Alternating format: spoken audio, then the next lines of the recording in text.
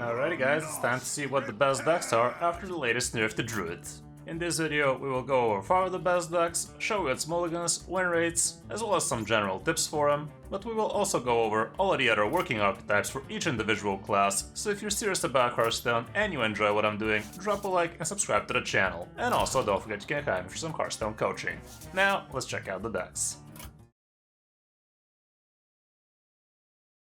The first deck on the list is gonna be Enrage, and it has been showing to be quite the great deck right now, especially after Yogg is no longer in the early and mid game. Yogg used to really punish this one, but now with that gone, you can really snowball some games really fast and early, but you can also take it slow and just make a huge OTK from your hand and take it from there.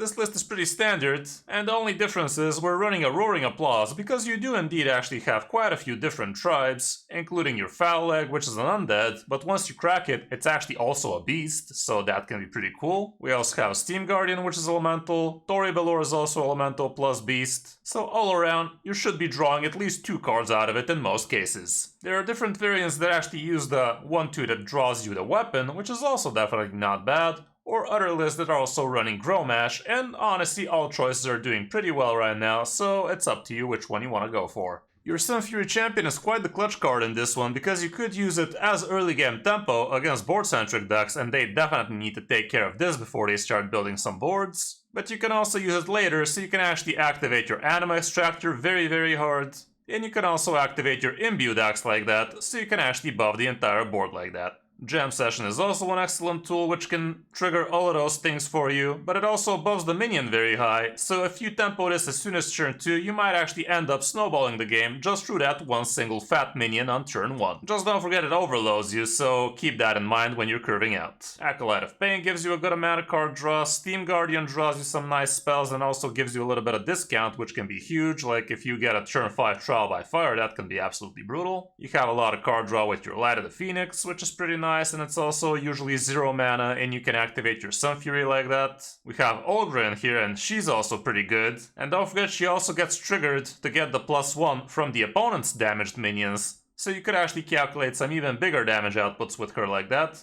But also don't forget her damage is gonna go out randomly, so it might actually not even reach the opponent's face, because she might actually end up dying before she starts hitting the opponent in the mouth as well. Remornia is also pretty cool in this one. And you gotta be pretty smart about how you play with her, because a lot of opponents are playing Vipers, but other opponents have card removals as well, so you gotta really try and figure out which one is gonna be the safer place for Remornia to be, in your hand or on the board, and also you wanna figure out if you wanna just apply the damage to the mouth area as well. And don't forget you can only attack face once with the weapon, but you could actually rush twice. Like when you play it, you rush, you attack with the weapon after that, and you can rush again and it can bounce back to your hand. And that can be pretty cool. We also have Battleswarm Faces in this one, which can help you copy some very significant minions, and you could be very flexible with what you copy, like you literally could even just copy a buffed up egg with Jam Session, let's say. Copying Anima Extractor can be huge. The usual way you go is copying a buffed up Crazed Wretch, and that's doubling up the charge damage for some sick OTKs. You could also copy Acolyte of Pain if you really want to draw a lot of cards. Tori Belor can be insanely OP when copied, and heck, you could even copy Remornia, but again, you won't be able to attack with the second weapon twice, so there's that. And yeah, basically against control decks, you usually actually want to be OTKing them with usually something like a very buffed up Crazed Wretch, so you could play very slow on those matchups and wait for your big combo with Anima Extractor, Sun Fury Champion, a ton of minions, let's say with the help of Embers of Strength, and just repeat that buff up several times so you can get a very fat charge minion.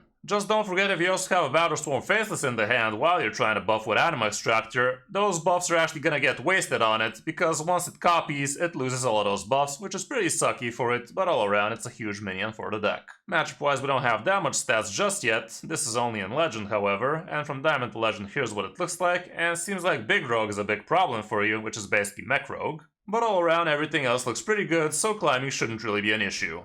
Mulligan-wise, here's what the stats show going first. And this is a little bit a less populated list, so let's go ahead and look at what the kept traits are. And yeah, usually going first, you always want to be keeping the egg, the location. Animal Extractor is also huge. Tory Belor is usually a no-brainer. The Axe is great. Steam Guardian helps you with the card draw. Even Acolyte of Pain can make the cut, but try to already have a good curve for it. Depending on the matchup, like let's say if you're against the Pally Sun Fury champion can be OP. And in some cases even a jam session, like I said, might work out pretty good for you. So there's that. Embers of Strength actually has a very huge win rate, but people don't keep it too often, so definitely try and consider if the Embers of Strength is gonna help you in certain matchups. Like let's say if you have turn 1 Sun Fury champion into turn 2 Embers into turn 3 weapon, if the opponent actually didn't deal with all of those minions, you could have a very big board on your hands. So yeah, you can be flexible like that too. When on the coin, however, here's what the stats show, and again, it's basically the same thing. And here's what the win rates,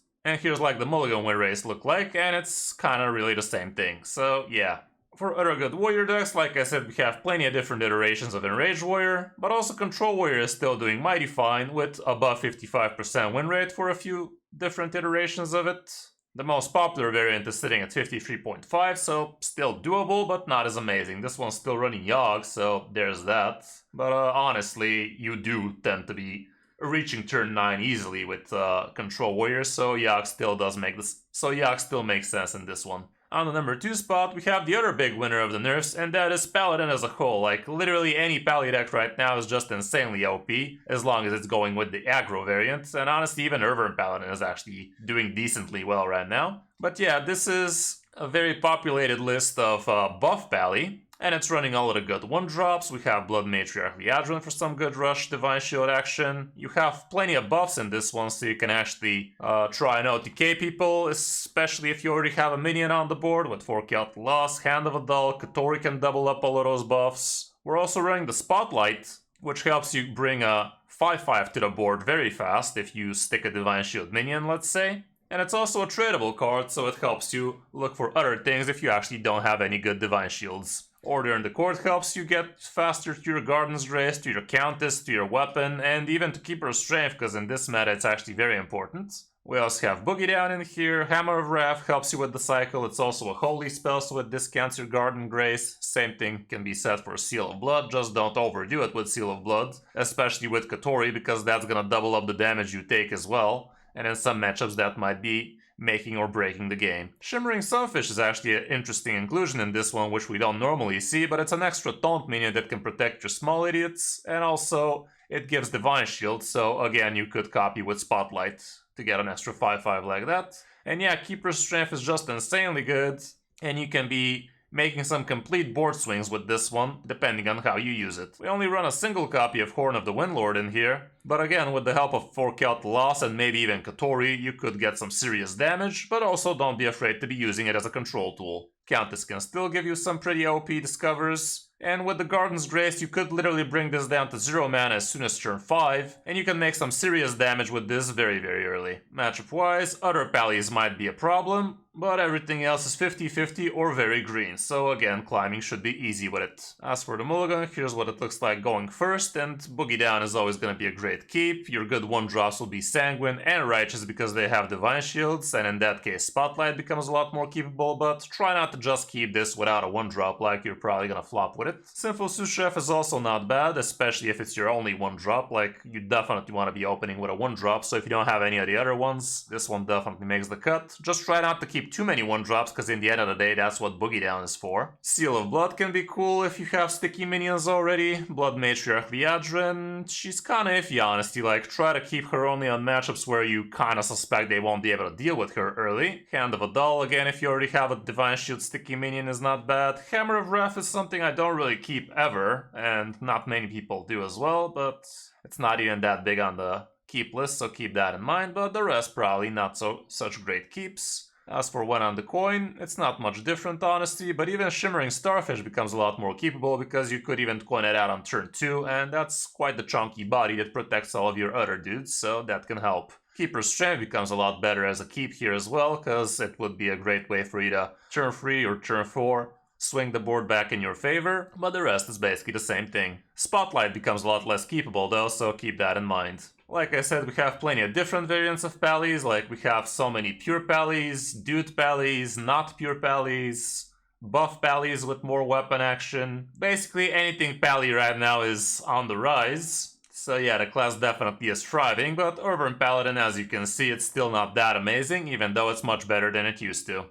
On the number 3 spot we also have Unholy Death Knight, which also has been quite a good deck for quite a while. And again, with not much early game Yogs anymore, it's a lot better now. This is basically the good old Unholy list without any plagues and whatnot, since without druids drawing a ton of cards, Plague Decay is just not as amazing anymore. And we're only running Grave Strength in terms of spells so that your Magatha is doing well. And yeah, we also have the Primus, Sylvanas pretty cool, Lord Marigar is a big finisher. And yeah, it's literally just Unholy Decay, like nothing new in this one, so no need to talk about it too much. Matchup-wise, here's what the stats show, and Thaddeus Warlock definitely isn't gonna be fun for you, and apparently Enrage War is also pretty bad, but everything else is good. As for the mulligan, when going first, here's what the stats show. Magatha is great when going first, but you actually have to have a pretty good hand for it already, like you can't just straight up keep Magatha and throw everything else, you gotta have something like a good 1-drop, like Arms Dealer, Door Guide, Necromancer can be great. Hawkstrider is also pretty nice, but I'm not sure you can actually keep Hawkstrider and Magatha. You might want to be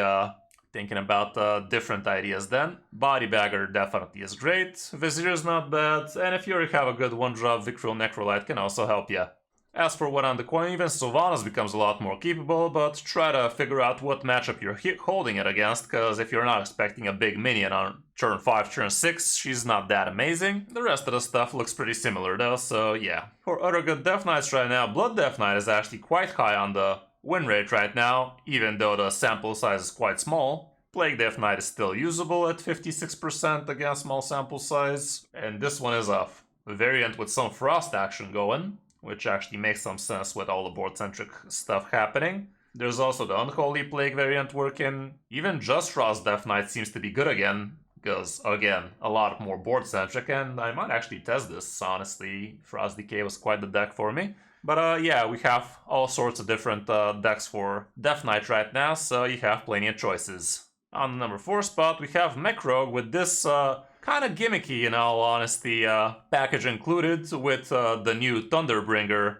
Death Rattle minion, which actually summons an elemental and a beast for you, so it can be quite the huge high roll with the help of your Scourge Illusionist, and this can literally happen as soon as turn 4, like it could be insane like that. But yeah, it's basically good old Mech Rogue with the big BS package included into it, and a lot of things actually need to happen right for this to work. Like if you play Scourge Illusionist and you already have Thunderbringer in hand, it literally doesn't do anything for you. Or if you already draw your Neptulon or Krabatoa, it doesn't do anything for you, so it's kinda quite the sketchy deck, not gonna lie. Like, if you just draw into those cards, the whole plot of this entire package at the bottom becomes a little bit obsolete. But the stats definitely do show that the deck is working very well right now. And a big part of that is that just Mech Rogue is doing all around great. You're still able to do some pretty sick stuff with Mech Rogue right now. You can coin out very early things with Coppertail Snoop,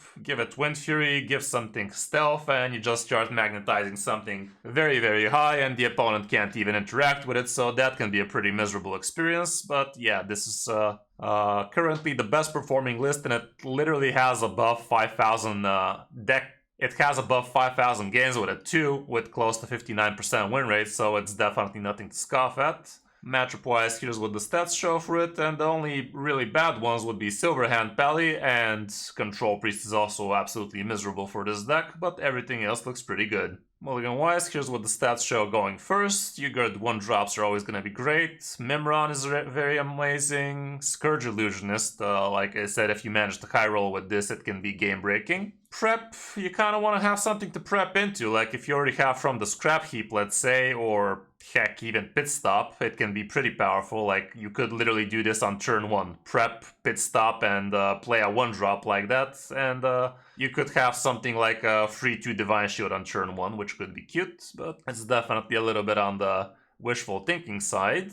Coppertail Snoop is still pretty amazing, and Ventomatic helps a lot, Frequency Oscillator, and that's about it when going first. When going second, however, again, Scourge Illusionist insane. Any Stormcoil is something you only keep when you already have, I don't know, a perfect hand.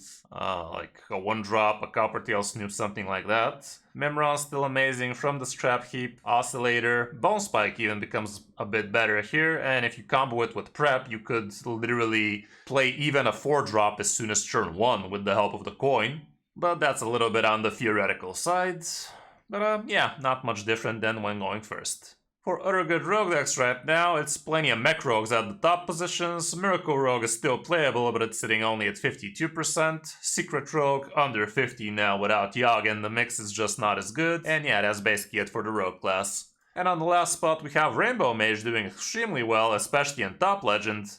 And not much has really changed for the class. It's still running the key components. It's no longer running Solid Alibi, which is kind of weird. And the card they're changing for is Void Scripture, which is kind of random. It's a shadow spell, so you no longer need to be wasting Reverberation for a shadow tick. But you can definitely high roll with this. Like, so many games I've lost because they high roll shadow Void Scripture into Deathborn or some nonsense like that. And yeah, I can see the high roll potential for it, but it's not even giving you different spell schools, so it's not really screaming Rainbow Mage, but it actually is fitting in well with the deck right now, so there's that.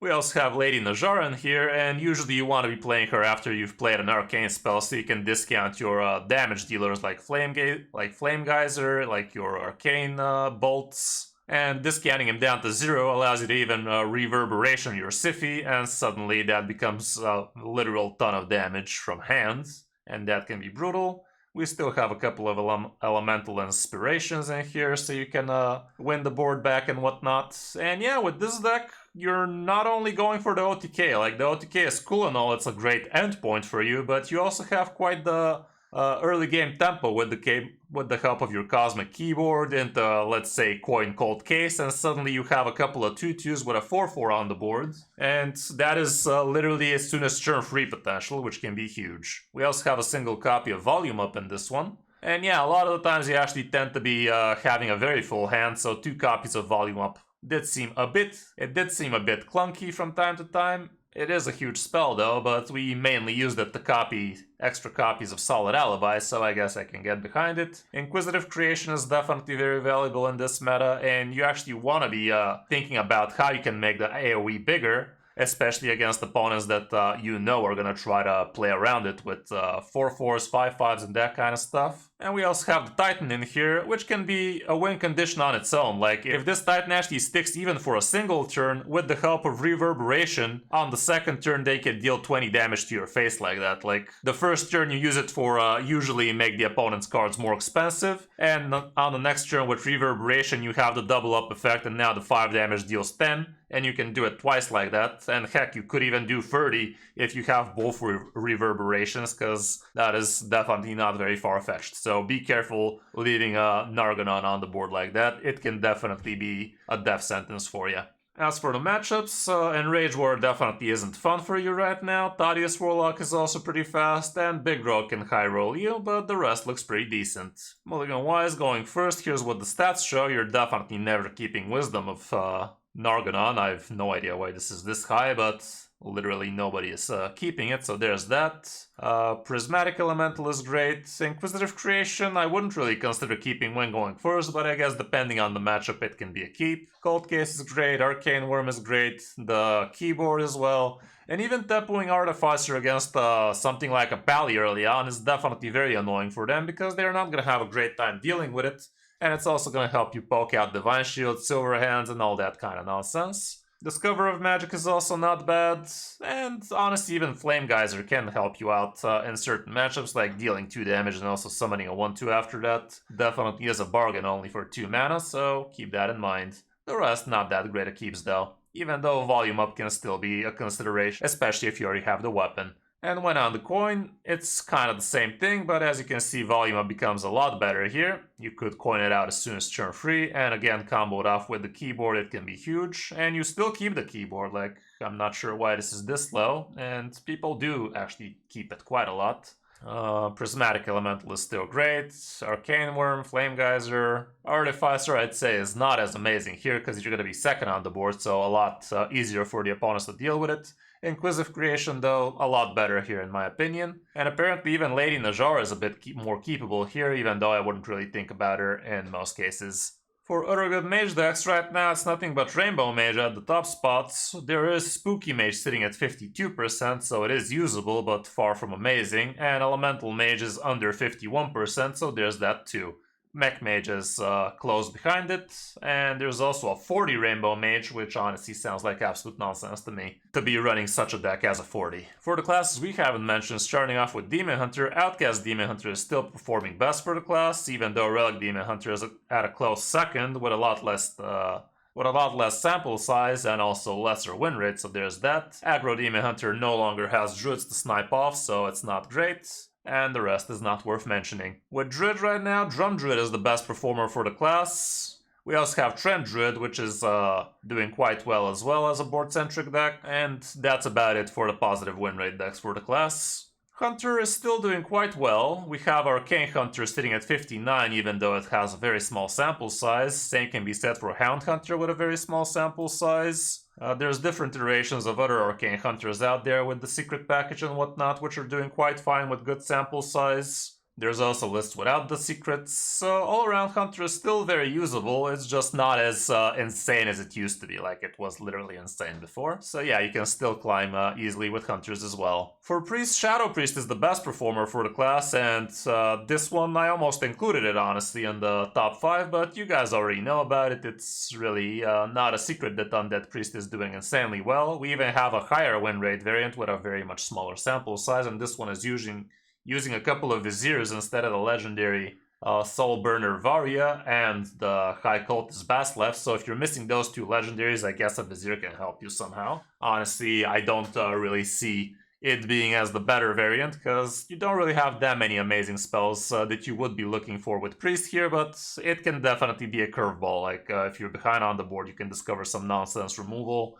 You could also discover some extra damage, so it can definitely help out. We also have Control Priest sitting a lot less than Undead Priest, but it is definitely a skill testing deck. It's annoying as hell, but not gonna pretend it doesn't take skill to actually make it work in today's day and age. So yeah, Control Priest is still on the menu as well for the class. With Shamans, Totem Shaman seems to be the best performer, but also Evolve Shaman seems to be on the rise as well, with very small sample size but decent win rate, so it's worth checking out if you're into that class. As for Warlock, Control Warlock seems to be the best performer, Curse Warlock is also decently well, and Thaddeus Warlock actually has the biggest sample size with a very respectable win rate too, so that's maybe that's actually the best performer for the class, so choose wisely what you want to be playing with Warlock right now. So that's gonna be it for this top 5, guys. Hope this helps you figure out what you want to be playing to climb Legend in the new season.